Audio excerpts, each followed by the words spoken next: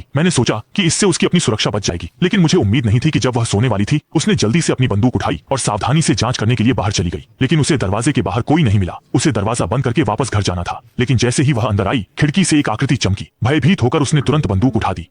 छोटे भाई के जागने के बाद लड़की ने जल्दी से उसे अपने पीछे छिपने दिया, यह सोचकर कि बंदूक पकड़ने से उन दोनों की सुरक्षा सुरक्षित रहेगी। लेकिन उसे इस बात की उम्मीद नहीं थी कि बदमाश पहले ही चुपचाप कमरे में घुस चुके थे और उसके भाई को बंधक बना लिया था। उसने लड़की को बंदूक नीचे रखने का आदेश दिया, अन्यथा वह तुरंत अपने हाथ में छोटे लड़के को पश्चिम में वापस भेज देगा। अनेक डाकुओं के दबाव में अपने छोटे भाई को बचाने के लिए उसे बंदूक अपने हाथ में देनी पड़ी। मैंने सोचा कि अगर मैंने इसे आज्ञाकारी रूप से किया तो मैं सुरक्षित रहूंगा, लेकिन अंत में मुझे अभी भी कई गैंगस्टरों द्वारा बुरी तरह से महसूस किया गया था। अगले दिन लड़की बिस्तर पर लेटी हुई थी और उसके पूरे शरीर पर चोट के निशान थे और उसका छोटा भाई उसे दिलासा देना चाहता था, लेकिन उसे नहीं पता था कि उसका मुंह कैसे खोला जाए। हताशा में उसे हर दिन दरवाजे के बाहर पहरा देने के लिए बंदूक उठानी पड़ती थी। समय बीतने के साथ लड़की की चोटें धीरे धीरे ठीक हो रही थीं और मुझे लगा कि मामला यहीं खत्म हो जाएगा, लेकिन भाग्य जानबूझकर उस पर चालें चल रहा था।